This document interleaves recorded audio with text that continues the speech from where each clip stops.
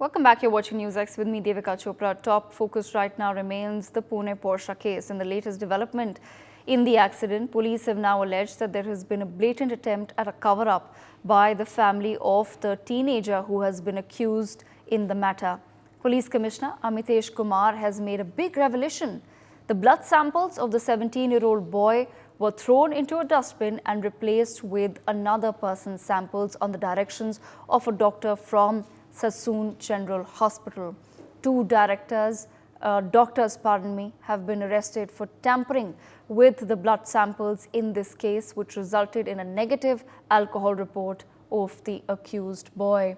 This is another episode in a sequence of events since the hit and murder took place, pointing to an attempt by the family of the accused to influence the outcome of the investigation. Just a few days ago, the boy's grandfather was arrested for allegedly putting pressure on the family driver to take the fall for the accident. Before that, two cops officials were suspended on the 24th of May for delaying reporting of the car crash and dereliction of duty. The question then today arises is, amidst all of these reports of the entire investigation being tampered with, does the family still have faith in the justice system, and what would justice mean now? I'm being joined by Anish Avadia's mother, Savita Avadia, who has lost her son in the Pune Porsche accident. Savita जी, आपका बहुत बहुत धन्यवाद हमारे साथ news पर जुड़ने के लिए। एक बहुत ही कठिन समय है आपके परिवार के लिए। सबसे पहले आपसे जानना चाहेंगे, आप सब कैसे कोप कर रहे हैं with the loss of Anish? एक माँ के लिए कैसा फील करना, ये तो बहुत मुश्किल है। उसका बेटा छोड़ के चला जाए जी, और जहाँ उसका बेटा चला जाए तो उसको कैसा लगेगा। बहुत ही मेरे लिए बहुत ही दुख भरा दिन बीत रहा है। मैं अपने आप को समझा नहीं पा रही कि मेरा बेटा नहीं है मेरे पास। जी Savita ji, like I said, आपका बहुत बहुत धन्यवाद कि आप हमारे साथ आज बैठी हैं हमारे दर्शकों को अपनी बात सुनाने के लिए, क्योंकि हम में से कोई भी नहीं समझ सकता कि आप पे अभी क्या बीत रही है। पर आपसे बस ये जानना चाहूँगी सविता जी, दो डॉक्टर्स हैं जिन्हें अरेस्ट किया गया है क्योंकि उन्होंने ब्लड सैंपल्स के साथ टैम्पर किया, और जो अक्यूज्ड लड़का है 17 साल का, उसके सैंपल्स हटा दिए, किसी और के सैंपल्स रख दिए, जिसकी वजह से वो नेगेटिव अल्कोहल रिपोर्ट आई। ये सब जब आप सुनती हैं तो क्या आपकी फेथ रह जाती है इन्वेस्टिगेशन प्रोसीजर में? मुझे पूरा विश्वास है कि मेरे बेटे के साथ न्याय होगा।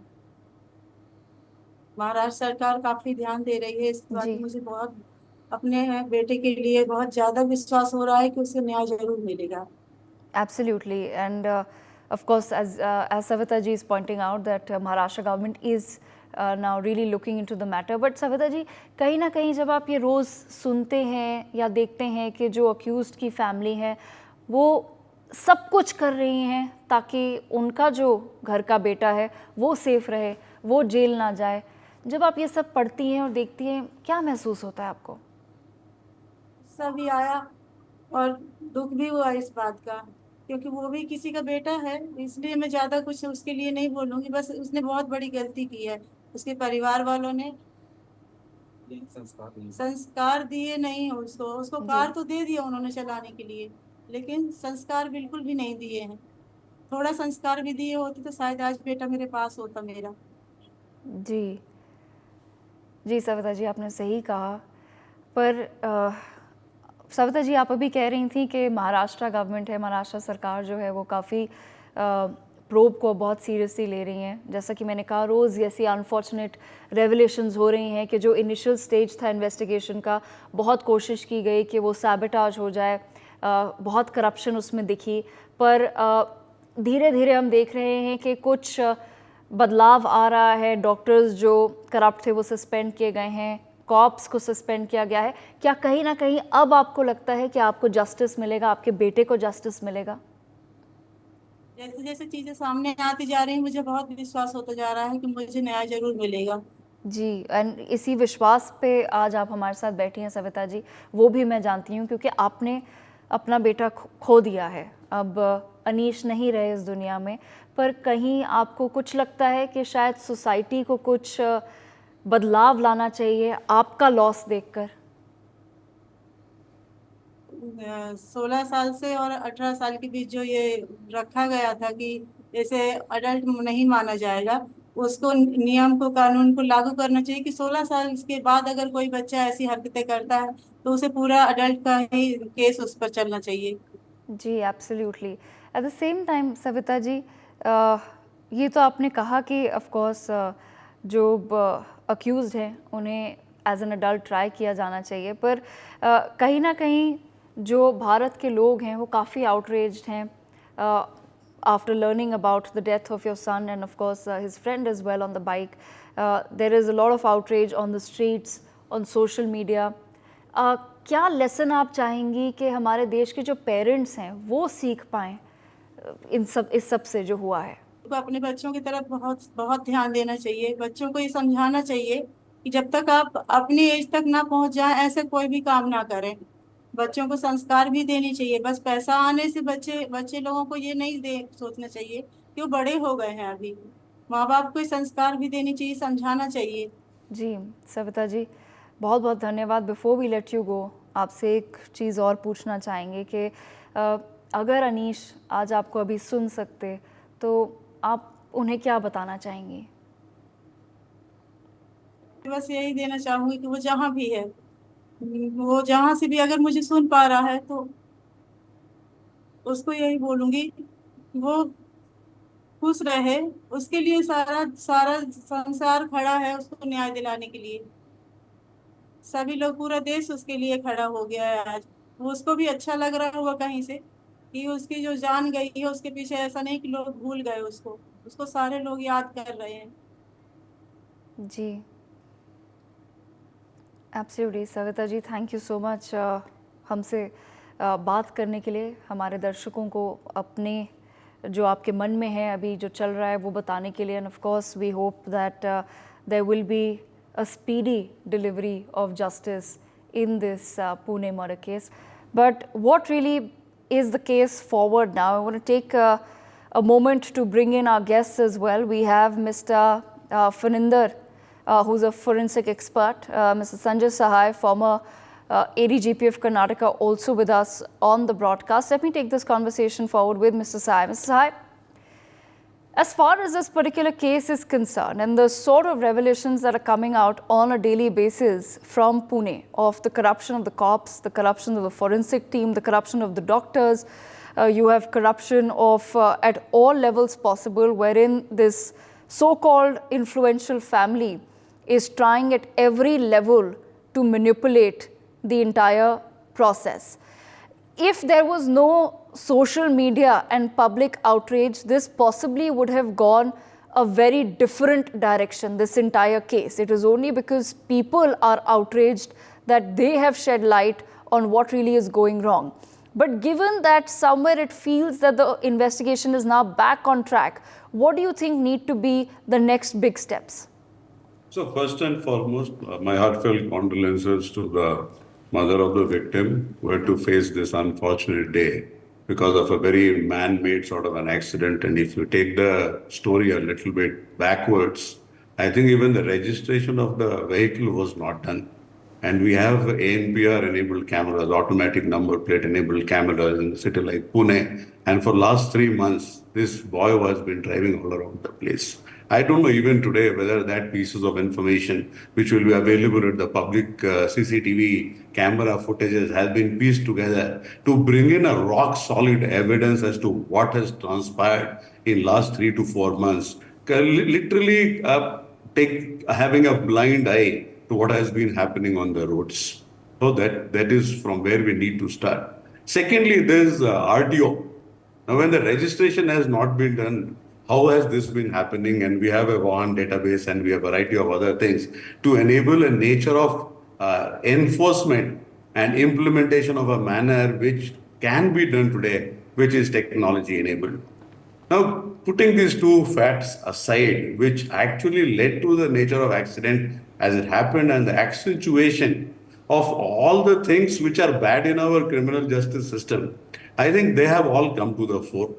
So, starting with the registration of the case, negligence, police guys getting caught. So, somehow there is a feeling today, and might be the right feeling. I don't think I have the courage to deny that botched investigations have become the name of the game.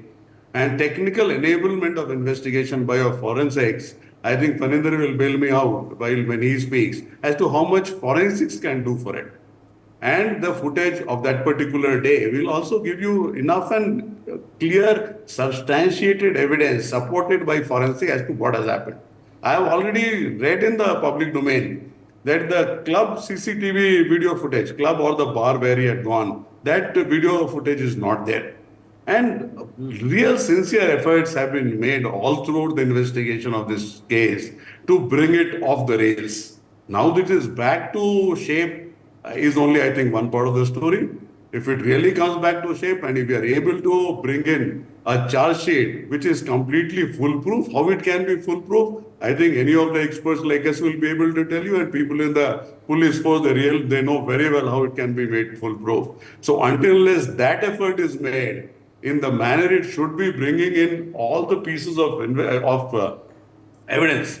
And also, what is important is what will happen to the fate of witnesses tomorrow. If this is the nature of influence which can be brought on to the medical superintendent of an hospital, I think I scare to imagine as to what is happening in this country.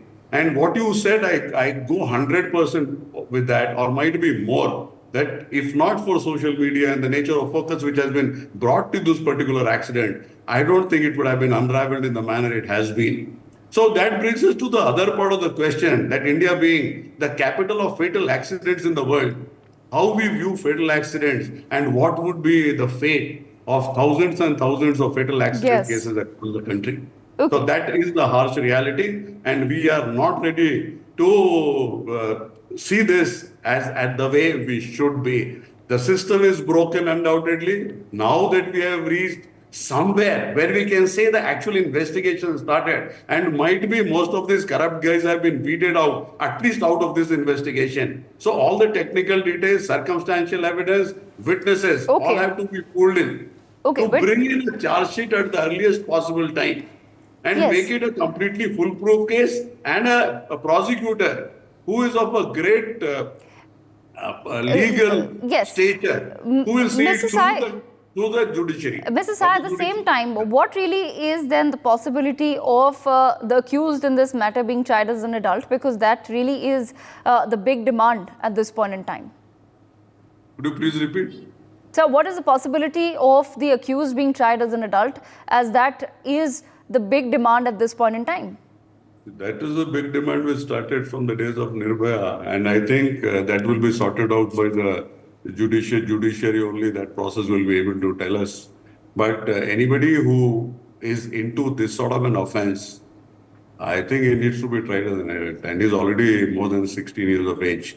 So from my side, my feeling, I'll not go by the legal technicalities of it and the arguments go in favor and against it. But my personal feeling is that somebody who can put forth this sort of an accident, which is completely man-made, it's very difficult to call it an accident also, because the knowledge and the intention is there, both with that particular teenager and parents and all these people who have been flaunting this particular car as a birthday gift. So my feeling goes with the bereaved family, and I sincerely I feel, leaving aside the technicalities which will be fought out in the legal battle, it should be treated as an act, even if I'm going a bit off my brief.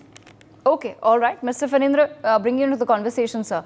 Given that there is already now some tampering of evidence that has taken place in the initial stages of the probe, what can be done at this point in time to now salvage the situation? Yeah, see, first of all, the alcohol presence in the blood test, what we call it as BSE. So this is highly effective if the blood sample is acquired within 12 hours of the alcohol consumption. That is very important in this case. The police also have, a report saying that they have taken the blood samples, but the question is that it doesn't take so many number of days to get a blood sample tested if for the presence of alcohol or not. This is much beyond the breath analyzer, what the cops use it at the penalty corners. So that is a indicator, but however, the blood alcohol test is a confirmatory test which has to be done in this kind of cases. So while we are not sure if the actual sample itself has been tampered in such a way it cannot be examined further, or is there any kind of other kind of foul play which we are not sure, is something which we are debating, without the exact information as to what is the reason which is causing so delay of getting the reports, published here. Okay, but at the same time, Mr. Farindra, do you feel that this could possibly be a case where some exemplary action will be now taken against all of the accused involved? Because it's not just the main minor who's been accused. Most of his family members are at this point in time behind bars for all tampering with evidence. Okay, so this is probably the question of law. In each case, the judiciary has its own way of laying down the principles depending upon the case and its circumstances and a lot of other parameters around. So there is, in this case, same case, there have been the bartenders and the bar owner has been, co-accused in the whole case, but because he supplied alcohol to the minor, that's a different case altogether. So like this, there are good number of legal provisions which in the same case gets applied to, but as a judiciary point of view, depending upon the severity of the incidents, depending upon the manner in which they are trying to delay the process or bring in certain kind of foul play, judiciary, we have seen in many cases they have laid down very strong principles, in the appropriate cases, and seen that there has been a lot of convictions happened laying down the strong principles in place. However, we are now discussing about the one piece of evidence, which is the blood sample analysis.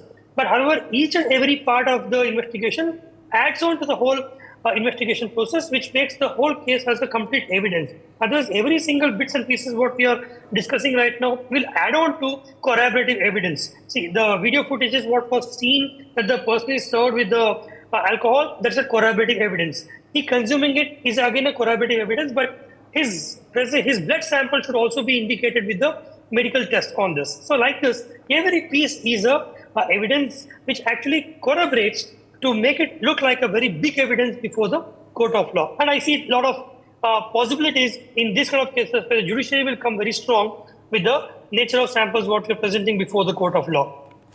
Okay. At the same time, Mr. Sai, same question to you. I just want to understand from you. Do you think that the crucial role now at this point in time is before the courts? No, the crucial role at this particular point in time is the way we collect the evidence and put that jigsaw puzzle into a neat narrative by which courts are able to understand the whole story, and also at the lateral entry of all evidences, leaving no stone unturned, that even if witnesses go hostile or any of those small discrepancies in the judicial trial happens, we are still able to pull it off. Now the blood test report they have manipulated. If they have manipulated, that should also go in court, should go in our investigation records. What generally happens is that we want to give a very tailor-made investigation, and in the process of providing a tailor-made investigation, it does not look natural, and there are lots of things which are played around with. Now, if something wrong has happened, let it come in the investigation and let it be brought to the notice of the court. And in the judicial trial, it depends on the capability of the prosecution legal luminary to take it through. Why should we hide something? So everything has to come. And there will be a huge amount of video forensics that will play. I think all this digital evidence plus the forensic evidence, if neatly tied together in a watertight way, will give a case by which this person will not be able to get away with it, that is for sure. And as we move forward and we get in the judicial trial mode, at that particular point in time, we have to take care of a variety of things besides whatever evidence is put forth. And where people like Farninder will also play in the role, not Farninder exactly, but there are lots of people who would have done the test. They will go and give their testimony in a court of law, which certainly carries equal weight or if not more than what a circumstantial evidence witness will provide. So broadly things are on the right track, but I think we need a very a solid, discerning eye to keep making out that nothing wrong is pushed in, because that is the environment in which we live, at least as far as this particular case is concerned. So Okay. I hope and pray that things go on the track and we are able to give a charge sheet which is one of its kind and should be as a lesson to all these particular people. And the last point which I'll make, that is of unconnected to this case, but connected also in a very, very big way, is the nature of parenting which we have in this country, and the way we flaunt a variety of things in the social media that we have arrived in life. And builders are known to be flaunting their money, and we have from Ultratech to whatever. So I think even as a class, they should look within themselves. And this whole family condoning the crime and literally doing anything and everything to vitiate the process of law, I think also that needs to be brought to book in variety of other cases. And together, this should be the main case and this should deliver. And I think all those secondary cases will also deliver, inclusive of RTOs, police officers, medical superintendent, head of Department of Forensic Science. Head of Department of Forensic Science doing something of this nature, I think is something unheard of in the history of this country. Okay, all right. Mr. Phanindra, I just want to bring you back to the conversation quickly for one last thought. Just want to understand from you, at this point in time, if the prosecution has to be careful about something, what would you say from your experience? Is it that they really need to be particular about right now? What is it that could possibly go wrong at this? Because like I said, a lot of the evidence in the case has already been tampered with. So the prosecution really has to be, and the cops really have to be very careful going forward in terms of the collection of evidence to build that strong case that Mr. Sai is pointing out, which will help them out then in the court of law to really present the facts. So in your experience, what would you say could possibly go wrong, and how is it that the prosecution can then make a better judgment call on how to go about it? Here we have two different verticals. One is that the police investigation procedures, as per the CRPC and as per the police manual is concerned, they have to follow each and every documentation and each and every step which is associated with the procedural aspect of the policing. So this is one thing which is very important, because the documents also speak about the manner in which they have investigated. When did they go? What did they do? I mean, the documentation in the criminal investigations like this is very, very important. Subsequent to that becomes the forensic evidences, because a forensic expert is not an eyewitness. We sit in the laboratory, or the forensic expert sit in the laboratory. We actually try to examine the samples and the evidences collected from the scene of crime. Scene of crime, police have investigated.